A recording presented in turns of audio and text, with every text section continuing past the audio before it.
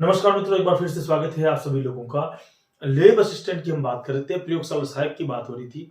व्याख्यान 1 आपने देख लिया था। पुराने व्याख्यान मैंने रख रखे हैं आप लोगों के लिए यूट्यूब पर, वहां से आप अध्ययन कर रहे होंगे।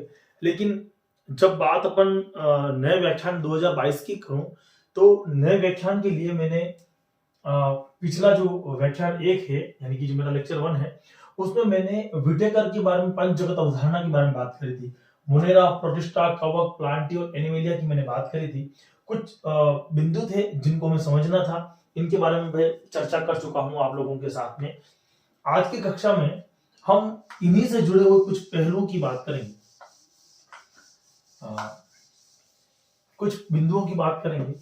ये कक्षा आप लोगों को ध्यान होगी। हालांकि ये जो पंच जगत अवधारणा मैंने लिखी है, ये रीट वाली कक्षा के लिए भी मैंने लिया था।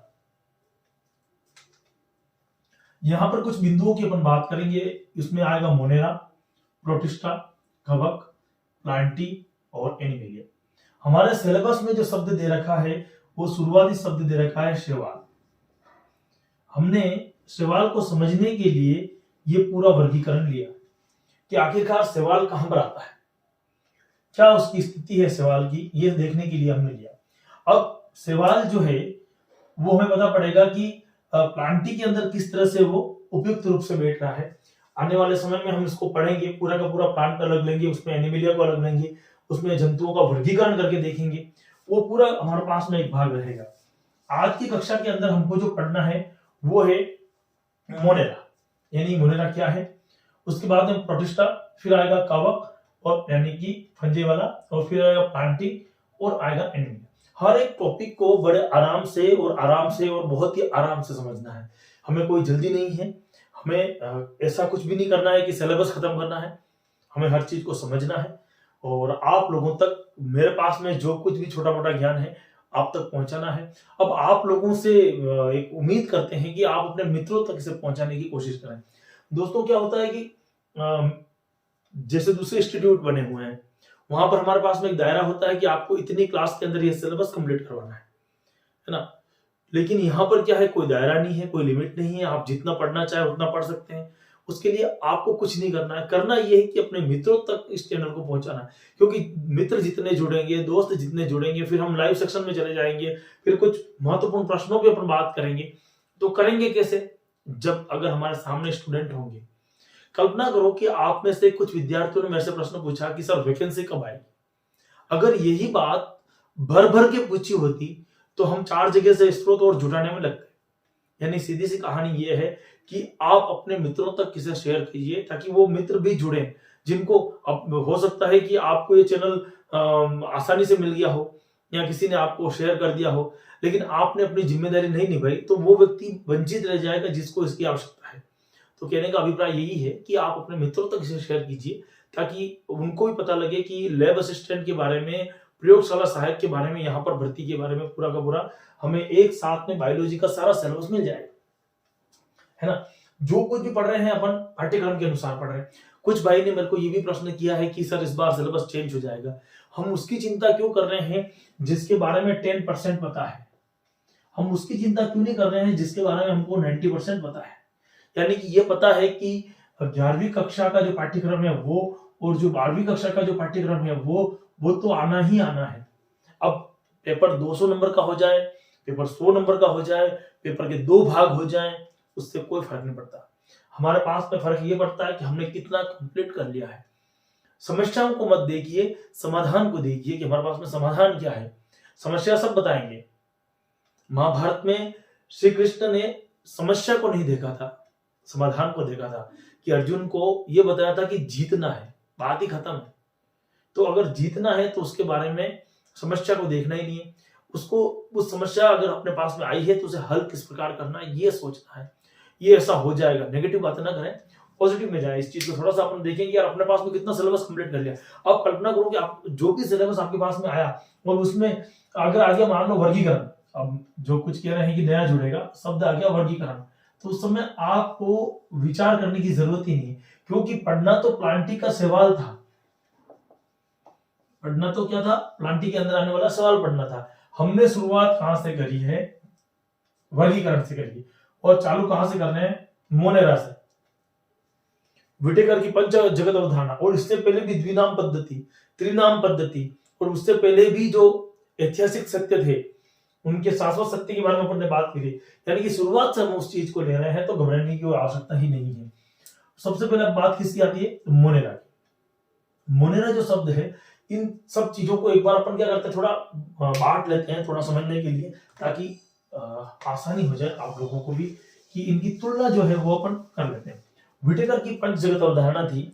उन्होंने, विटेकर ने सबसे पहले बोला कि ये जो सजीव है ना, इनके अंदर किस प्रकार के होंगे? तो मोनेरा जितने भी सजीव होंगे वो प्रोकैरियोट होंगे। प्रोकैरियोट, प्रोकैरियोट शब्द यूज कर रहा हूं मैं, प्रोकैरियोट या प्रोकैरियोटिक। जबकि प्रोटिस्टा जो होंगे वो यूकैरियोटिक होंगे, यूकैरियोटिक होंगे। कवक जो होंगे वो भी कैसे होंगे? यूकैरियोटिक होंगे, यूकैरियोटिक होंगे। प्लांटी जो होंगे वो कैसे होंगे? यूकैरियोटिक होंगे। और एनिमिलिया जो होंगे वो कैसे होंगे? यूकैरियोटिक होंगे। अब यहां पर दिमाग में एक प्रश्न आया होगा कि ये प्रोकैरियोटिक और यूकैरियोटिक क्या है? अपन यहां पर एक सीधा सा नोट डाल रहे हैं, सीधा सा नोट डाल रहे हैं, प्रोकैरियोटिक।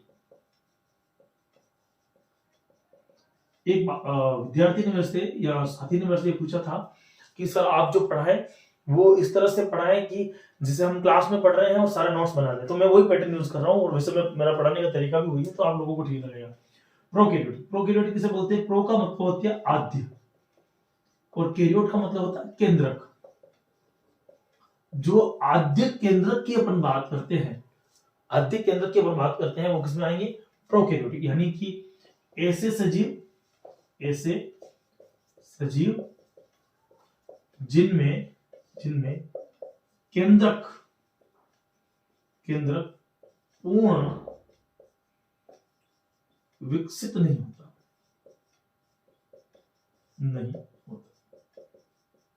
जिनमें केंद्रक पूर्ण विकसित नहीं होता है उन्हें हम क्या कहेंगे? प्रोकैरियोट। ये शब्द याद रखना। और यूकैरियोट क्या होगा? जिनमें केंद्रक क्या होगा? यूकैरियोट। यूकैरियोटिक या यूकैरियोट किसे बोलेंगे? केंद्रक क्या होगा? केंद्रक विकसित होगा। अब मेरी बात समझ गए होंगे आप, प्रोकैरियोट और यूकैरियोटिक में क्या अंतर है। यानी कि मोनेरा जितने भी होंगे वो किससे होते हैं? प्रोकैरियोटिक होते हैं। बाकी सभी प्रोटिस्टा, कवक, प्लांटी और एनिमेलिया सभी यूकैरियोटिक है। ये बात तो क्लियर हो जानी चाहिए दिमाग में। ये क्लियर है? मैंने प्रोकैरियोट और यूकैरियोट समझा दिया आपको, है ना। केंद्रक की अपन अगर बात करें तो इस प्रकार से होगा। अब केंद्रक देखें, अगर अलग से केंद्रक हैं तो इनमें पूर्ण विकसित केंद्रक नहीं होगा, अन्य सभी में केंद्रक विकसित रूप से पाया जाएगा। जहां पर भी केंद्रक होगा वहां पर विकसित होगा। अगर अपन भोजन की बात करें, इनमें भोजन किस प्रकार का होगा, तो आपको पता है मोनेरा जो है वो कैसे है? स्वपोषी है। हालांकि स्वपोषी ये रसायन पोषी है, रसायन पोषी है। देखिए मेरी बात को ध्यान से समझना। स्वपोषी का क्या मतलब हो गया? जो अपना भोजन स्वयं बनाते, लेकिन बना किससे रहे हैं? तो ये रसायन से बना रहे हैं। प्रोटिस्टा जो आया है, प्रोटिस्टा जो आया है वो भी कैसा है? स्वपोषी है। वो भी कैसा है? स्वपोषी है। लेकिन आपका जो कवक आया है वो कवक क्या है? स्वपोषी नहीं है। कवक क्या है? विषमपोषी, विषमपोषी। जबकि प्लांटी है वो क्या है? स्वपोषी है। पादप जितने भी होते हैं वो सब अपना भोजन स्वयं बनाते हैं प्रकाश संश्लेषण की क्रिया से। और एनिमिलिया में क्या होगा? विषमपोषी है, यानी कि परपोषी कह सकते हो। मैं शब्द यूज कर रहा हूं, परपोषी। स्वपोषी का मतलब वो होता है कि जो अपना भोजन स्वयं बनाए। ऐसा नहीं है कि सब्जी स्वयं बना रहे, रोटी स्वयं बना रहे, वो स्वपोषी है। स्वपोषी कौन हो गया? जो अपना भोजन स्वयं बनाए, यानी कि प्रकाश संश्लेषण की क्रिया जिनमें होती है, प्लांट है जितने भी उनमें प्रकाश संश्लेषण की क्रिया होगी तो वो स्वपोषी है। अब आप यहाँ पर शब्द समझिए, यहाँ पर मैंने रसायन पोषी की बात करी। जो रासायनिक क्रिया हो रही है यहाँ पर, है ना, जैसे कि प्रकाश संश्लेषण क्रिया संपन्न न होकर रसायनों द्वारा संपन्न हो, सही बोलेंगे रसायन पोषी। तो केंद्रक की अपन ने बात करी, तो केंद्रक की बात हुई। अब मैंने किसकी बात करी है? आपको पोषण के आधार पर, तो मुझे यहाँ पर एक पॉइंट डाल देना चाहिए, स्वपोषी। आपको ध्यान आ गया होगा कि स्वपोषी कौन होगा, जो अपना भोजन क्या करते हैं, स्वयं बनाते हैं। अब अगर अपन बात करें कोशिका की सेल वॉल की, है ना, सेल वॉल, कोशिका भित्ति, तो कोशिका भित्ति मोनेरा जितने भी हैं उनके अंदर पाई जाती है। ध्यान देना, सेल वॉल होगी, है ना। और जो प्रोटिस्टा है उनमें भी सेल वॉल पाई जाती है, उनकी कोशिकाओं में सेल वॉल पाई जाएगी। लेकिन कवक जो है उनमें सेल वॉल तो होती तो है, सेल वॉल होती तो है, लेकिन वो कैसी होगी, उनका प्रकार क्या होगा, अलग प्रकार का होगा। सेल वॉल का प्रकार क्या हो जाएगा, अलग हो जाएगा। इनमें जो सेल वॉल अपन ले रहे थे सेल्यूलोज ले रहे थे, सेल्यूलोज ले रहे थे, है ना। उसके साथ में कौन होगा, एमिनो एसिड होगा, एमिनो एसिड था, है ना। प्रोटिस्टा जितने भी हैं उनमें सेल्यूलोज ही है, सेल्यूलोज ही है ना। और कवक के अंदर काइटिन होगा, कवक के अंदर कौन आएगा, काइटिन आएगा। प्लांटी के अंदर सेल्यूलोज है, सेल्यूलोज है। और एनिमलिया जितने भी है उसमें किसी भी प्रकार का सेल वॉल नहीं पाई जाती है, ये हमको ध्यान होना चाहिए। तो मोनेरा, प्रोटिस्टा, कवक, प्लांटी और एनिमलिया, इन पांचों भागों को हमने समझने के लिए पहले केंद्रक के आधार, प्रोकैरियोट और यूकैरियोट के आधार पर देखा। केंद्रक के ऊपर देखा हमने कि किस प्रकार से वो वर्गीकृत है, भोजन के आधार पर देखा अपन ने, और कोशिका भित्ति के आधार पर देखा। और उनके बारे में हमने अलग अलग चीजें लिख ली है कि ये प्रोकैरियोट किसे कहते हैं, यूकैरियोट किसे कहते हैं, स्वपोषी किसे कहते हैं, सेल्यूलोज और हेमिसेल्यूलोज और एमिनो एसिड क्या है। एक प्रश्न बनता है, सेल्यूलोज क्या है। सेल्यूलोज यूं समझ लीजिए कि कोशिका भित्ति का निर्माण करने वाली है। प्लांट जब हम पढ़ेंगे, पादप कोशिका जब हम पढ़ेंगे तो उसमें बाहर की तरफ एक शब्द आएगा सेल्यूलोज, हेमिसेल्यूलोज, काइटिन, ये शब्द आएगा। काइटिन वापस एक बार रिपीट होगा शब्द, कब होगा, जब एनिमिलिया अपन पढ़ेंगे। और एनिमिलिया के अंदर हम जाएंगे सीधा इंसेक्ट पे, यानी कि आर्थ्रोपोडा के सदस्य पढ़ेंगे। आर्थ्रोपोडा, आर्थ्रोपोडा क्या है, एक प्रकार का संघ है। संघ मतलब बोले तो जैसे कि वर्गीकरण होगा उसमें आर्थ्रोपोडा आएगा।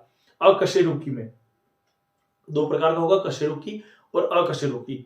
अकशेरुकी के अंदर पढ़ेंगे और वहां पर हम क्या पढ़ेंगे, हम एनिमिलिया, एनिमिलिया के अंदर अकशेरुकी पढ़ेंगे और अकशेरुकी के अंदर हम पढ़ेंगे आर्थ्रोपोडा संघ के सदस्य। ध्यान देना, पृथ्वी पर सबसे ज्यादा अगर दिखाई देते हैं तो क्या आर्थ्रोपोडा संघ के सदस्य दिखाई देते हैं। जैसे कि आपकी चींटी हो गई है, कॉकरोच हो गया है, कीड़े मकोड़े जितने भी आते हैं आर्थ्रोपोडा के अंदर ही आते हैं। तो वहां पर हम वापस शब्द यूज करेंगे काइटिन। और ध्यान रखना, एक प्रश्न बनेगा वहां से कि आर्थ्रोपोडा का जो काइटिन है उसका डाइजेस्ट जो करना है, पाचन करने वाला कौन सा जीव है। वहां पर अर्थवर्म है। अर्थवर्म आपका जो केचुआ, कछुआ नहीं केचुआ, केचुआ जो होता है किसानों का मित्र, वो इसको क्या करता है, डाइजेस्ट करता है, किसको, काइटिन को। ध्यान रखना, हालांकि उसके अंदर ही बैक्टीरिया होता है और बैक्टीरिया उसको डाइजेस्ट करता है और दूसरा को डाइजेस्ट नहीं कर सकता इस चीज को, काइटिन को। तो किसकी बात हुई, मोनेरा, प्रोटिस्टा, कवक, प्लांटी, एनिमिलिया की हमने बात कर ली। अब एक एक चीज उठानी है अपने को, तो सबसे पहले अपन इसको मिटा देते हैं। नोट्स आप लोग साथ के साथ बनाते जाएंगे तो बढ़िया है। वीडियो को 2 बार देख लीजिए, 3 बार देख लीजिए, ये तो घर की खेती है, कितनी भी बार देखें अपन, है ना। अपना खुद का वीडियो है, दूसरे का तो है ही नहीं। चलिए, अब मैं प्रोटिस्टा और कवक और प्लांटी, एनिमिलिया को मिटा रहा हूँ, वर्गीकरण को मिटा रहा हूँ, पंचगत अवधारणा को मिटा रहा हूँ, इसको मिटा देता हूँ। अब आता है हमारे पास में मोनेरा।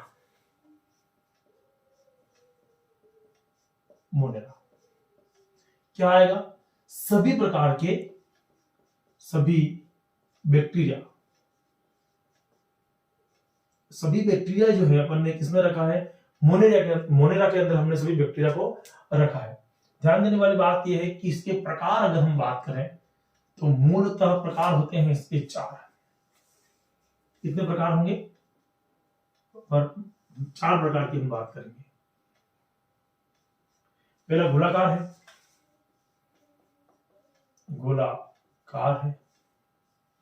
दूसरा जो आएगा वो छड़ के आकार का है, छड़ या छड़ाकार, गोलाकार हो गया, छड़ाकार हो गया। कोमाकार, इस कोमाकार को अपन विब्रियो कहते हैं या विब्रियम कहते हैं। विब्रियम एक वचन शब्द है, विब्रियम, ध्यान देना इसका।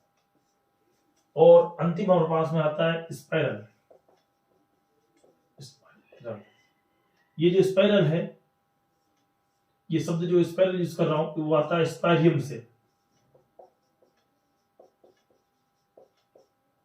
किससे आ रहा है? स्पाइरियम से। गोलाकार है उसे हम कोकस बोलते हैं। ये उसका एक वचन है। एक वचन मतलब एक, अगर कहीं पर अपन बात कर रहे हैं एक जीवाणु की तो उसे बोलेंगे कोकस, है ना। और अगर बहुवचन की बात करें कोकाई, कोकाई ये हो जाएगा उसका बहुवचन, है ना। क्या हो जाएगा इसका? बहुवचन। किसका? अगर गोलाकार जीवाणु की बात कर रहा हूं मैं, गोलाकार जीवाणु कोई है वो है कोकस। अगर मान लो गोलाकार को अपन क्या बोलते हैं? कोकस। कोकस एक वचन शब्द है, एक है तो, और बहुत सारे जीवाणु है तो वहां पर हम क्या यूज करेंगे? कोकाई शब्द अपन उपयोग में लाएंगे। छड़ाकार है तो बेसिलस, बेसिलस शब्द क्या यूज हो जाएगा? बेसिलस। और बेसिले, बेसी, और बेसिले शब्द किसका है? बहुवचन है, बहुवचन है। ये कौन है? एक वचन है। ध्यान देने वाली बात, ये विब्रियम जो शब्द यूज किया है ये कैसा है? एक वचन शब्द है। विब्रियम जो है क्या होगा? एक वचन शब्द है। तो मोनेरा की अपन ने जब बात करी तो सभी बैक्टीरिया जो है उसमें रखे जाते हैं, और बैक्टीरिया के अंदर अब एक शब्द आता है नीले हरे शैवाल, नील हरे शैवाल। अब नील हरे शैवाल जो क्या है वो एक प्रकार का बैक्टीरिया है, ध्यान देना। तो गोलाकार, छड़ाकार, कोमाकार और स्पाइरल, स्पाइरल ये सब किसमें आएंगे? हमारे पास में मोनेरा के अंदर बैक्टीरिया का जो हमने वर्गीकरण किया है उसमें आएंगे। एक बार इसका भी आप स्क्रीनशॉट लेना चाहे तो ले लीजिए ताकि आपको आसानी से समझ में आ जाएगा। चलिए ले लिया। अब जो बैक्टीरिया होते हैं वो यानी कि जो जीवाणु हैं उनको कुछ वर्गीकरण के आधार पर और देखें तो एक वर्गीकरण और है उनके आवास के आधार पर, यानी कि वो कहां कहां निवास करते हैं, किस प्रकार के हैं, उनके बारे में अपन चर्चा करते हैं। यह आपका जीवाणु यानी कि बैक्टीरिया। अब इनको मैं मूलतः तीन भागों में बांट रहा हूं। एक शब्द यूज कर रहा हूं मैं आद्य जीवाणु, आद्य बैक्टीरिया। दूसरा शब्द यूज कर रहा हूं यू बैक्टीरिया, यू बैक्टीरिया। और तीसरा शब्द उपयोग में ला रहा हूं मैं यहां पर, आद्य हो गया है अपना, यू हो गया है, और एक हो गया है परजीवी। अलग से कर दिया मैंने परजीवी को ताकि आप लोग बड़े ही आसानी से इसको समझ पाओ। आद्य, आद्य का मतलब क्या हो गया? आदिम जो है वो पुराने बैक्टीरिया, सर्वप्रथम, सर्वप्रथम वाले जीवाणु, ठीक है। कैसे होते हैं ये? तो ये जो सर्वप्रथम अवस्था में पाए गए, ये यूं समझ लीजिए कि प्रकृति में ऐसे स्थान पे भी पाए जाएंगे जहां पर जीवन संभव नहीं हो या अन्य जीव नहीं रहते हो। तो यूं कह सकता हूं कि प्रकृति में प्रतिकूल आवास, आवास में भी निवास करते हैं। मेरी बात को ध्यान से समझना, प्रकृति में प्रतिकूल आवास में भी निवास करते हैं। जैसे भैंस गाय के गोबर में, अब वहां पर आपको मीथेन गैस मिलती है। एक चीज आपको पता होगा, गोबर गैस बनती है कौन सी है? मीथेन या मिथाइन गैस के बारे में हम बात करते हैं। तो मेथेनोजन जो होते हैं वो यहाँ पर पाए जाते हैं। कौन से जीवाणु होते हैं वो? मेथेनोजन, मीथेन गैस बनाते हैं ऐसे जीवाणु। तो मेथेनोजन जो जीवाणु जितने भी हैं वो प्रकृति के अंदर क्या है, ऐसे आवास में पाए जाएंगे जहां पर संभव नहीं होगा। इसी प्रकार से इन दो के बाद में बात करेंगे परजीवी और इनकी, और जगह कम है तो मैं यहीं पे वापस इस चीज को एक्सप्लेन करने के लिए और उदाहरण मांग रहे हैं इसकी जगह को, ये ले भाई, है ना, इधर अपन नहीं जा रहे एक बार। इसी प्रकार लवणीय, लवणीय जो जगह होती है जहां पर अत्यधिक लवणता पाई जाती है, नमक पाया जाता है, खारापन होता है, वहां पर भी जो लवणीय जगह होती है उन्हें अपन किस नाम जानते हैं? हेलोफिल, है ना। वहां पर भी क्या होता है? जीवाणु पाए जाते हैं। अत्यधिक लवणीय जगह है वहां पर पाया जाता है। और थर्मो एसिडोफिलस, अत्यधिक गर्म जगह जहां पर है, गर्म जगह जहां पर है, जो गर्म जगह है, जैसे कि गर्म झरने हैं, जैसे कि गर्म झरने हैं, वहां पर भी क्या होता है भैया? ये सजीव पाए जाते हैं। तो जहां पर ऐसी परिस्थितियां हैं जहां पर कोई दूसरा जीव निवास नहीं करता, वहां पर आद्य जीवाणु या आद्य बैक्टीरिया जो है वो पाया जाता है। और ये प्रकृति के प्रतिकूल आवासों में पाया जाता है। जिसमें आपको बताया मिथेनोजन के अंदर कौन है? मिथेन गैस के अंदर निर्माण करने वाले जो है गाय भैंस के शरीर में पाए जा रहे हैं। गोबर गैस जिसका निर्माण हो रहा है ना। लवणी यानी कि हेलोफी है। और थर्मोएसिडोफिलस की बात करो अगर तो गर्म झरनों के अंदर या झरने में ये क्या होते हैं? पाए जाते हैं। अब दूसरी की बात आती है, वो है हमारे पास में यू बैक्टीरिया। ये कौन था? आद्य बैक्टीरिया। इसका भी स्क्रीनशॉट ले लीजिए आप। चलिए, इन वीडियो को बार बार देखना है, लगातार देखना है। जितनी बार आप देख सकते हो उतनी बार देखिए। अगर आपको शॉर्ट फॉर्म बन जाती है घर पे तो उसको फटाफट फटाफट फटाफट आगे बढ़ाकर देख सकते हैं आप, है ना। स्पीड बढ़ जाती है, उतनी स्पीड को बढ़ाइए और वापस देखिए इनको। अब आद्य की बात होगी, इसको मैं मिटा देता हूँ।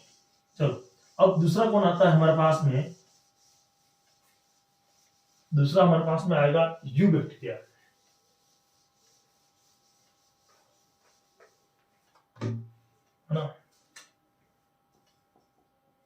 जो गंदे स्थान होते हैं, गंदे स्थानों कौन पाया जाएगा? You bacteria. कौन सा बैक्टीरिया पाया जाएगा? यू बैक्टीरिया जो है कहां पाया जा रहा है? जितने भी गंदे स्थान होते हैं वहां पर गंदगी ज्यादा होगी, वहां पर यू बैक्टीरिया पाया जाएगा। जैसे कि एक बात करते हैं, नील हरित शैवाल। नील हरित शैवाल शब्द शैवाल यूज हो रहा है, लेकिन है बैक्टीरिया। ये कौन है? ये बैक्टीरिया, यानी कि बैक्टीरिया से लिंक है। मैं शब्द यूज कर रहा हूँ नील हरित शैवाल। क्या वहां पर होगा जहां पर ज्यादा गंदगी है, वहां पर हम देखते हैं नॉस्ट्रोक और एनामिना। नॉस्ट्रोक हुआ, है ना। क्या करेंगे? ये नाइट्रोजन का, नाइट्रोजन स्थिरीकरण, नाइट्रोजन का स्थिरीकरण करने का काम करते हैं। तो यू बैक्टीरिया के बारे में हमने बात की।